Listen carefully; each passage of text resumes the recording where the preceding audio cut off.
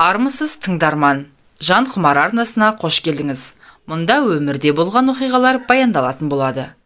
Арнама тіркеліп алуды ұмытпаңыз.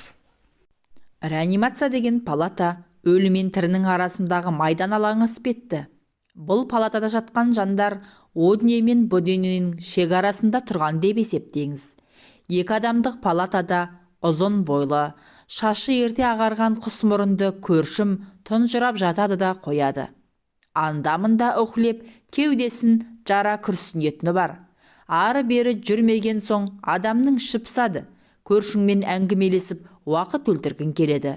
Жақауратып қасыңдағыны сөзге тартсаң, жарытып жауап ала алмай, мысың құриды. Үшінші күні ғана ол құйрықтай ұзын мойнын көтеріп, төсегіне шоқшиып отырды. Көзіме алғаш ілінгені жоғары төмен жүгірген өндіршегі, қатпар-қатпар тері, рабайсыз ұзын мойны. Жіп-жіңішке саусақтары сөйлегенде тыным таппай, екі алақанын сықлай береді. Көршімнің аты Әмір, дырдай министр. Мен көп жазушының бірімін. Бүгін ғана әңгімеге ықыласы бола қапты. Сенің жүрегің неге ауырады? Деді ол, жас үлкендігін пайдаланып бірден сенге көшіп. Титімдейімізден жетім қап. Бар зауал ауыртпалық, жалғыз жүрекке түскен ғой. Оның саусақтары тынымсыз сытылдап, алдына сыймай кетті. Ал жүрегім өмір ауырып көрмеп еді. Ол ашы мырс етті. Жалпы мен ауру сырқат дегеннің не екенін білмейді екенмін. Осыған сенесің бе? Әкем де бар, шешем де бар. 6 бауырымның бәрі үлкен қызметте. Мен көршіме іштей қызғанышпен қарадым. Қандай ғана жанның 4 құбыласы түгел болады. Қандай ғана жанға бәрін үйіп төгіп бере салады. Алдында ата-анасы бар, аға әпкесі бар. Соңында шұбырған бауырлары барларды көргенде жалғыз тамсанғандай жетімдігім есіме түсіп, өзегімді өрт шалып кетеді-ай. Әне, әлде біреулер аурухананың не екенін білмей өссе, мына сүйегі ашылып қалған ми секілді үлкен жүрегім бар болғыр, атқақтап аузыма сыймай, жылына бірер мәрте жетектеп әкеп, осы төсекке таңып тастайтынын қайтесің. Қалтамнан дәрі үзілмейді. Сәл шаршап, жүйкем талса, кеудеңді керіп жіберетіндей, аржақтан қамауда жатқан арыстандай дімкаш жүрек тоқпақтап шыға келеді. Оқ деген жаралы аңдай қансырап, қашанға дейін созылып жүрерің беймәлім. О, тәңірімнен жалбарынып сұрарым, мына балаларыма менің кебімді кигізе көрме. Олар жетімдік, жоқшылық тақсыретін тартпай-ақ қойсыншы. Мен ауыртқан не екенін білесің бе? Деп көршім қойып қалғанда өз ойыммен арпалысып кеткенмен сергете қалдым. Неге күлесің? Сенбейсің бе? Еркімнен жайылып кеткен езуімді тез жия қойдым. Біреуіне бас қайғы, біреуіне мал қайғы. 3 күн бойы аузынан 3 ауыз жөнемді сөз ала алмаған көршіме ықылас білдіріп, көтеріліп отырып, тыңдауға пейіл таныттым. Сен күле бер. Я, мен ауыртқан махаббат. Махаббат дегеннің осыншалық хазар екенін кім білген? Сен тыңда, ішім жарылып кетер әйтпесе. Мен 30-ға дейін үйленбей бойдақ жүрдім. Не шейін, не кейін демедім. Бәрі бар, бәрі жеткілікті. Бірақ қыздарға келгенде жолым болмады. Біреулерін өзім ұнатпадым, ал біреулерге мен жақпадым. Сөйтіп жүргенде қатарымның бәрі үйлі баранды болып, сопайып жалғыз қалдым. Институт бітіргем, тәп-тәуір қызметім бар. Ғұмыры әйел баласына жақындап көрмеген еркекке жасыл қайған сайын жүрексінетін жаман әдет пайда болады екен. Іштей өзіңе өзің күмән келтіре бастайсың. Өстіп жүргенде бір қызға өлердей ғашық болып қалдым. Аты қандай әдемі, ай толы. Ол кезде мектеп бітірген топ түгел фермаға, қойға баруға, модаға айналып, науқанкершілік болып тұрған кез. Ай толы да фермада сауыншы, үзіліп түсердей 17-ден асқан әп-әдемі бүлдіршін қыз. Мен аудандық комсомол комитетінің хатшысымын. Комсомол жастар бригадасының жұмысын көрейік деп барып жүріп, етене жақын болып кеттік. Әкесі қойшы, қарапайым ғана қыз, ылғи сіздеп сызылып тұрады. Қыстай фермаға барғыштап жүріп, әбден батыр болып қалыппын. Бауырыма басы құшақтап алғанда аңқау кейпімен монтиып отырғаны қандай. жас сәбидей бәріне сенгіштігі қандай. Ол менен асқан оқымысты, білімдар адам бұл әлемде жоқ, маған телміре қарап, әр сөзіме таңданып, тамсану қандай. Кездескен сайын оның соңғысын аңғарып бір түрлі бәлсінетін болыппын. Өзімнің бойымда мансапқорлық буы бар. Бәлендеген бастықпен бірге болдым, түгенмен сөйлестім деп бөсіп те жіберем. Айтолдай, ақыры көктемге қарай үйіне бардым. Әке-шешелері көктеуге көшіп қоныпты. Серектас деген жер күнгейі қаптаған қызыл тасты аңғар, ал тескейі жусанды алқап. Соның қапталында киіз үй тігіп отыр әке-шешесі. Мамыр мерекесін өткізген соң бірінші хатшының машинасын сұрап алып тартып кеткенбіз. Айтолы алдын ала айтып қойса керек. Шешесі өте ақжарқын кісі екен, жайдары қарсы алды. Тек әкесі тіс жарып үндемеді. Амандасқанда ерін жыбырлатты. Бір қойды тыпырлатып алып ұрып, сойып, жіліктеп тастап, өріске кетті. Шешесі менен тамақ істей жүріп, ананы мынаны сұраса Айтолы. Тәте, қойсаңшы ұялтпай, деп шешесіне бір, маған бір еркелей қарады. Маған анасы әдегеннен ұнады. Қайра ананай, қуаныштан жарыла жаздап жүрау. Айтолы шешесінен ештеңені бөгіп жасырмайтынын аңғардым. Екеуі сырласатын көрінеді. Құдай қаласа енді әке шешем құда түсіп келмекші, осы айдың соңында үйленсек деген ойымыз бар. Қуырдақ жеген соң көкке, қойдың шетіне шықтым. Сақпан бітіп, қой қозы бірге жайылып жатқан отар бүкіл алқапты алып, жамыраған, маңыраған қызық тіршілік бір. Дала мамыражай, жып-жылы мамық, жаныңды әлдилеп, самал еседі. Тотияйындай тас жақпарды жарып жусан қылтияды. Ескесең басың айналады. Маужыраған рахат әлем, шырпыр ұшқан құстардың үні қандай. Қыздың әкесі менің болашақ қайнатам, көктемнің маужыраған жып-жылы күніне қарамастан қалың киініп, әлі басындағы ескі тымағында тастамапты. Қызы бағана біз келгенде киінсеңші дегендей болып еді. Шыбын жаққан құрлы қаңбады. Екеулеп отырды. Қойдың бәрін сайтабанындағы жыбыр-жыбыр баяу ағып жатқан жылтыраған өзеншеге суарып шығардық та, биік шоқының үстіне келіп отырдық. Бұл арадан төңірек түгел көрінеді. Жота үстіне күнге қақталып, тоғытылған қып-қызыл тастарды үйіп тастаған. Бұны неге шоқшайтып үйіп қойған? Дедім, бетінде қызылы кетпеген қойшыдан. Бұны оба дейді. Серектас обасы деген осы. Әр жердің өзінің аты бар. Әр биіктің де басында осындай обалар үйеледі. Әне, анау екі обалы төбе Қосқұдық. Мынау сайдағы су баратын Келес сай, Қызыл сай. Мына шетіміз Қақпақты. Анау бұлдырап тұрған Бурылды. Неге Серектас дегенін білесің бе? Ертеде Серік деген көркем жігіт Аймангүл деген қызға ғашық болыпты дейді. Екеуінің үйлену тойы болып жатқанда ел шетіне жау тиіпті де, той бітіп, ақшымылдығына кірмей жатып, бүкіл ер азаматтармен бірге жорыққа аттанып кетіпті. Аймангүл күніне келіп, өзінің отауының жанына бір таса кеп қоя беріпті. Қалай беріпті? Күн өтіпті, ай өтіпті, жылжып жылдар өтіпті. Серіктер жауды қасиетті Түркістаннан әрмен қуып барады деген хабар жетіпті. Аймангүл күніне бір тасты көтеріп қалай береді. Оны көрген күйеулері жаугершілікте жүрген әйелдер ырым деп күнде бір тастан әкеп таси беріпті. Серіктер елінің жауларымен 40 жыл соғысады.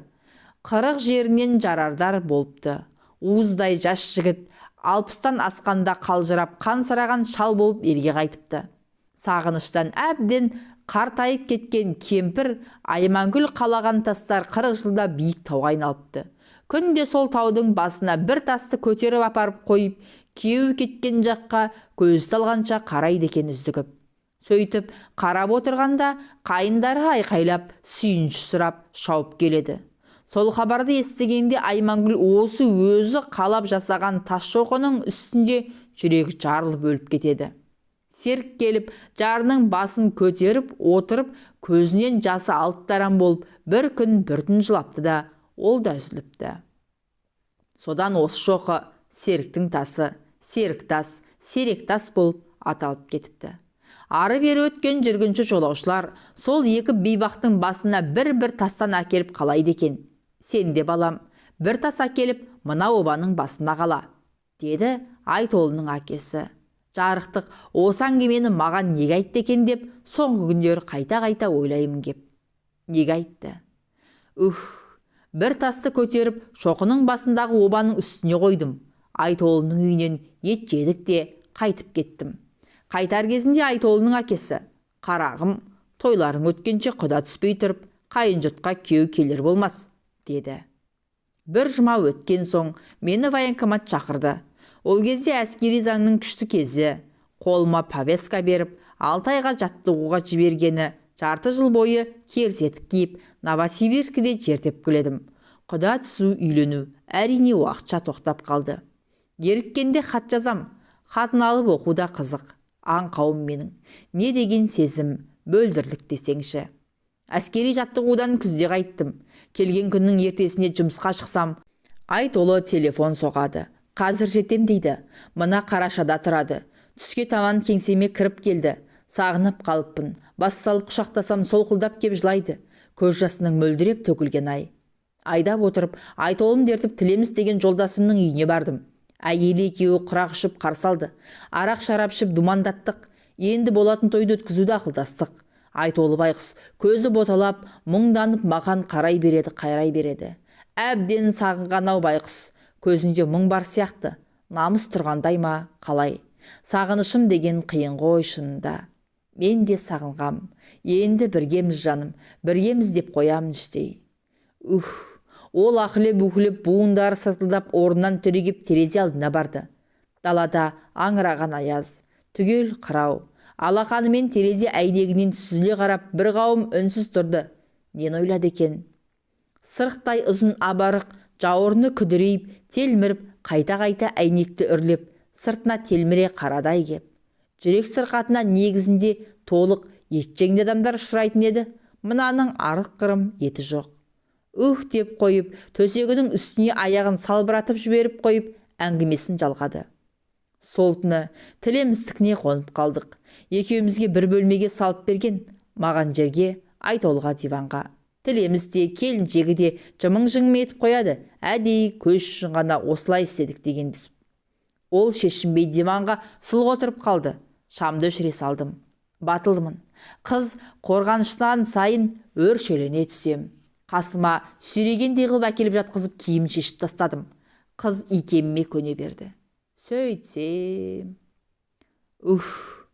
Ол қос қолдай дудырағып кеткен ағы қалың қайратты шашын сығымдай ұстаған күйі терең күрсінді. Темекі болса ғой.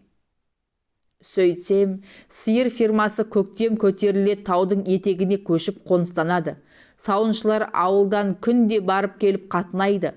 Сондай бір күні кешке ауылың апарып тастайым деп, Зафферма Қызылмұрын деген үлкен кісі жасы 50-ге келген дейді. Шынатын ел ұмытқан, үнемі арақ ішіп, мұрны қызарып жүретіндіктен осылай атап кеткен. Жолда еңгезердей дәубеле, бауыздаған лақтай ғып дегенін істепті. Бұл өлем деп өкіріпті. Соттатам депті, Қызылмұрын айтыпты. Жан баласын айтсаң, басыңды қауынша шауып тастайым деп. Бұл мен кете салысымен болған оқиға. Ертесінде сауыншылықты тастап, содан бос жүр. Институтқа түсе алмапты. Сен кешір алмайсың ғой жаным дейді. Бетін басып жылап. Сары таңға көз ілмедім. Ол сары таңға дейін бүк түсіп жылай берді. Мен байбақ үндей алмадым. Қаратастай қатып қалдым. Таңа таратпастан киініп, үйелерін оятпай шығып кеттік. Ол кеңсеме шейін бірге келді де. Әмір, Құдай алдында кешірші, не өлтір мені. Мен сені бұ дүниеде ғана емес, о дүниеде жақсы көрем, сенесің бе жаным? Міз бақпадым. Енді мен саған жоқпын. Сен мен үшін жолдаған адамсың, деп бұл жеткіздім. Қыз бота-бота жылап, бұрылып кете барды. Дүние-ай десеңші. Елге жұртқа үйленем деп жар салып қойғам. Амал жоқ, аяқ астынан осы келіп жүрген жеңгеңмен бас қоса салдым. Отырып қалған мұғалім қыз екен. Содан бері сенесің бе? 21 жыл өтті. Зулап жатқан уақыт, ұмытып кеткем. Ұмытып кете жаздап жүргем. Тек келген хаты болмаса. Ол жастығының астынан қылтылдаған қолымен дір-дір етіп маған конверт ұсынды. Өзің оқшы. Даусында діріл бар. Жүрегі қатты-қатты соғып тұр-ау. Ауруханада көп жататын жанның өзі емші болып, ауру сырқаудың бәрін біліп, айығып тұратын бәлесі де бар. Хат кәдімгі шақпақ жолды дәптердің ішкі қос парағына жазылыпты. Әмір, амансың ба? Халің қалай? Сыртыңнан бәрін естіп сұрастырып жүремін. Министр болғаныңды газеттен оқып, қатты қуанғанымды айтпа. Мен сенің көздегеніңе жетпей тынбайтыныңа сенемін. Сенгенмін де. Шіркін, сен бүгіндер қандай болды екенсің? Мен хатты министрлікке заказбен әдейі салдым, тек өзің ғана ашып оқысын деп. Сен мені мүлде ұмытып кеткен боларсың. Мен баяғы Айтолдымын ғой. Серектастағы Жақыпбай қойшының қызы ше. Енді есіңе түстің бе? Айтол неғып хат жазып қалды деп айыпқа бұйырма. Айтайын дегем, неге екенін білесің бе? Сенімен соңғы кездескен соң жынданып не асылып өлем бе дегем. Өлі мен тірінің арасында жүрдім де қойдым. Сөйтіп жүрсем жүкті болып қалыппын. Кімнен дейсің ғой? Сенен перзент сүйетінімді білгенде өмірге құштарлығым оянды. Сенен нәресте сүйетініме қуандым. Сен күлерсің, бірақ мені тірі алып қалған сол болды. Шешеме сырымды жайып салып едім, ол байқұста жылап ақырын айтты. Әмір алмаса алмасын, босанып алам десем, есебін өзі тапты. Өзінің төркіні жақтан бір сұрбойдақты тауып қосып жіберді мені. 2 айдан соң, 6 айдан соң босандым. Шала туған нәресте деп елге жайдық та, атын саған ұқсатып, әбіл қойдым. Сенен аумайдау. Оның артынан тағы да 6 бала сүйдім. Сөйтіп 7 баланың анасы болдық. Күйеуім жуас, жақсы адам еді. Былтыр қайтыс болды, қан қысымынан. Жақында жылын бердім. Өзімнің де басым ауыра береді. Анда-санда сақинам ұстап жатып қаламын. Әмір, мынау сенің балаң ғой. Бұл әлемде Құдай куә, екінші сен екеуміз куә. Әбіл балаң жас шығалы үйленгелі жүр. Ет жеңді, тура баяғы өзің қандай болсаң, бол да сондай. Обызын таралып өсті. Енді оған шындықты айта алар емеспін. Дәрменім жетпейді. Басқа фамилия, әкесі. Егер мен олай бұлай болып кетсем, көз қырыңды сала жүргейсің. Сен әбіл менің балам ба деп күмәнданып отырған шығарсың. Сенбесең байқатпай келіп көрші. Түсінесің бе? Құдай тағал алдында өлге әке шешемнің әруағының алдында айтарым. Әбілдің әкесі Әмір, сен. Егер өтірік айтсам, әруақтардың әруағы атсын. Менің қарғысым жібермей, қызыл мұрынын сол жылы жол апатынан өліп сұмырай. Итке ит өлім. Әмір, мына хат сенің тек өзіңде сақталсын. Кейін қартайғанда, алда-жалда балаңды іздей қалсаң, өзіне көрсетерсің. Мен сенің алдыңда кететін шығармын. Ал мен тіріде балама да, маған да жолама. Келме, мен ол қайғыны көтере алмаймын. Түсінесің бе? Өліп кетемін. Ұяттан, сағыныштан, күйіктен. Түсінесің бе? Сен өзіңді күт. Мына балаң үшін, болашақ немерелерің үшін керексің. Естідім, бірінші хатшының қызына үйленіпсің. Одан қалаға көшіп кетіпсің. Мен алысқа күйеуге кеттім. Қазір шіркін қандай болдың екенсің? Жақсы жаным. Сен мені әлі кешіре алмай жүрсің ғой. Білем, оны қайтейін. Мен сені сыртыңнан тілеуіңді тілеушіңмін. Қарғамаймын, назаламаймын. Міне, хатты тура 3 күн жаздым. Басым қатты ауырады бұл күндері. Жақсы, сау, есен бол жаным. Сәлеммен Айтолды. Деп ары қарай өзінің қазіргі мекен жайын көрсетіпті. Әмір ішіп жеп жіберердей маған тесіле қарап қалыпты. Кірпік қақпай өңменімнен өтірдей жанары мұздай сұп-суық жүрегім дір ете түсті. Көзі шытынап тұр. Бір түрлі түрі бұзылып, қанын ішіне тартып алыпты. Не дейсің? Деді. Не дейін? Обал болған екен. Кімге? Деп шап ете түсті. Кімге обал? Маған ба? Балама ма? Сен не білесің? Ол тар палатаның ішін әрі-бері кезіп, 2 алақанын сықлай берді. Ешкім білмейді. Мен бақытымды басқа тептім. Айтолы менің ырысым еді ғой, о Құдай. Ол қарманып, халатының төс қалтасынан дәрі алып ішті.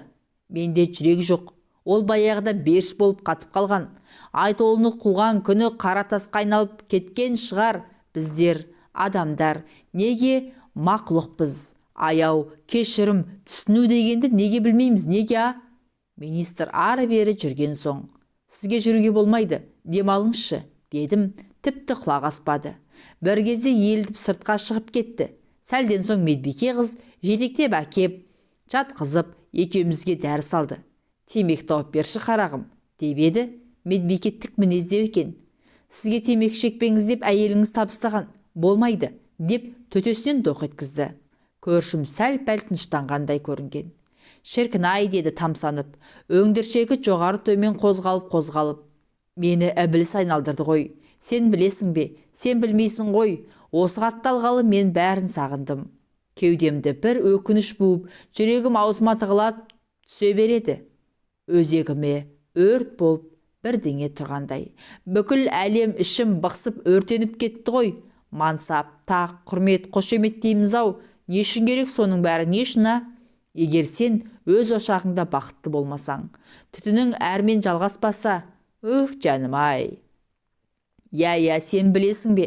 Менің балам жоқ. Бір сүт аңқыған бөпені Құдай маған қимады ғой, қимады. Ернім жібіп нәресте сүймей, соңымнан ұрпақ қалдырмай, қубас болып өтемін бе бұл жалғаннан деп едім. Соған мойынсұнған мүлде. Енді қайтем? Ауданның бірінші хатшысының қызын алған соң, менің қызметім дүрілдеп, өстім де кеттім. Не жейін демейміз. Жарты әлемді аралап көрдік, еркін сайраңдап қыдырдық. Бірақ келіншегім бала көтермеді. Жыл өтті, 2, 5, 10. Оның қаралмаған дәрігері қалмады. Ақыр ол әбден тексеріліпті. Енді кінәрат менде секілді. Атақты Бәленбай деген профессорға ертіп апарды. Әйелім екеумізді 2-3 мәрте тексеруден өткізді де сұмдық хабарды естіртті. Тексеріс қорытындысында бәрі бәле менде. Бұл ғұмырда менен ұрпақ болмайды. Әйелім сап-сау. 10 құрсақ көтеретін денсаулығы бар.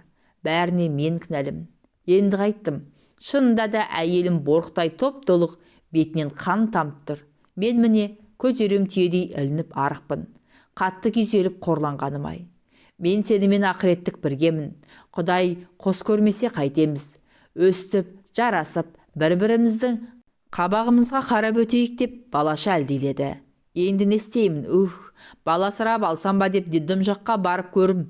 Жүрегім дауаламады. Ата-анасы қандай жан екенін кім біледі? Адам 3 күннен кейін де көрге де үйренеді екен. Осыған әбден сеніп қойғанмын. Қу тағдырға мың лағнет айтып, іштей мүжілсем де сыр бермей жүруші едім. Айтолының хатын алғанда есімнен танып қала жаздадым. Сенейін бе, сенбейін бе? Бір емес 1000 мәрте қайта оқыған шығарымнау. Сенейін бе, сенбейін бе? Ұлым бар дейді. Онда мен әкемін ғой, әке. Ұрпағым жалғасады. Табиғат заңы бұл. Ал бірақ профессор маған сен әке болуға жарамсызсың деген қайда? Туа біткен кеселің бар демеп педі. Қайсынан көрейін? Шынашақтай басым шарадай болды. Жаным-ай, ақыры ойлап тағы да бір жасырын дәрігерге көрінсем сенесің бе? Сап-саумын. Оған сенбей басқасына барсам, ол да айтады, сіз 100% саусыз деп, қолыма мөр басылған қағаз берді. Көзім ежірейіп, баяғы профессорды іздесем, ол қайнатамның жақын досы еді. Қартайып сал болып, үйінде төсектен тұра алмай жатыр екен. Әлгіге мөр басқан қағазды көзіне көрсетпек болып, тас қалпымен ашудан қалшылдап келген едім. Ол мені бірден көргеннен-ақ, балам, кел, тізе бүк, деді де жылап жіберді. Менің санаулы ғана күнім, өмірім қалды. Сенің ғұмырыңа қиянат жасағанымды білем. Әйеліңмен қайнатан қайта-қайта өлдердегі сөзін айтып қолға салған соң, сені алдай салған едім. Негізінде бедеу әйелің. Қайнатан қызы байсыз, сендей дүрілдеген күйеу баласыз қалады деп қорқып, бой бермей жүріп, өлдердегі сөзін айтып көндірген еді. Ақырет алдында өтінем, кешір алсаң кеш. Не өз қолыңмен буындырып, қазір өлтіріп кет. Оған тіпті ризамын. Сонда мен көрдетін жатам, деді әбден қаусап біткен профессор, қырылдап, төсектен басын көтеруге әлі келмей жылап жатып. Содан жынданып кете жаздадым. Әйеліме де, қайнатама да үндей алмай, жанымды қоярға жер таппай, кешке шейін кеңсемнен шықпай, ешкімді қабылдамай басым қатып, сансырап жүріп, кешке машинама мініп жатып құлап түстім. Міне, Инфаркт деген пәленің жүрегіме кірген тұсы. Ух, жаным-ай десеңші, не дейін осыдан шығайыншы, сұрқия құпиясын ашқанымды сезбейді ме? Сезеді. Балама бұлғатты көрсетемін осыдан шығайыншы. Ех, шіркін-ай десеңші, балам бар, мен тездетіп жетем балама, өзім үйлендірем, бар шығынын өзім көтерем. Жас болдық, мас болдық, бірақ сен менің қанымсың, ажырамас жанымсың деймін әбіліме. Айтолдан айналдым. Осы хабарды менің тіршілігімде жеткізген. Аяғына жығыламын, етегіден сүйіп, бөркімді алдына тастаймын. Оның тырнағынан садаға кетпейін бе мемен сырлы? Мен бір ағыл тегіл жылай алмай жүредім. Егер ботадай боздап жылап алсам, жүрегім жауыннан кейінгі гүлдей жайнап, жадырап-ақ кетер еді. Шіркін-ай, Айтолыны көріп, әбілдің бетінен сүйгенде ағыл тегіл жылаймын. Сонда ішіме жиналған беріштел болып ағып кетеді. Бәрі көз жасыммен бірге төгіледі ғой дерсің. Содан сап-сау жазыламын. Сен осыған сенесің бе? Деп екі көзі шоқтай жанып, қарағанда жүрегім дүрсілдеп, дәріге ұмтылдым. Сенемін ғой, әрине, сенемін. Ол көзін жоғары қадап, еміне түсіп, елжірей қадала қарап алды.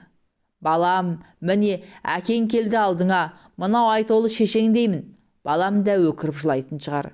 Екеуміз құшақтасып, әй бір құмарымыз қанғанша жылармыз да, арқасынан қағып, дудар шашынан сипалап, ескеймін құмарым қанғанша деп жымиып, жұмсақ қана сыбырлап сөйлегені қандай. Кеңсеңдеп, дауысы бұзылды, бірақ көзінде бір тамшы жас жоқ. Ол деліғылы жандай өз-өзінен күбірлеп ұзақ отырды да. Мен баламды өлердей сағынып жүрмін, деді, маған қарап, ыржия күліп. Сөйтті де жантайып жатып, хатты тағы да оқуға кірісті. Түнге қарай жүрегім өрекпіп, шаншулап, инемен ұйықтататын дәрі салдырып, әзер көз өлдірдім. Түннің бір мезетінде бойым мұздап, түршігіп, жүрегім суылдай, әлденеге жаманат сезгендей, суық тер көміп, ояна сап, терезеге қарасам, әйнектердің беті қалың қырау.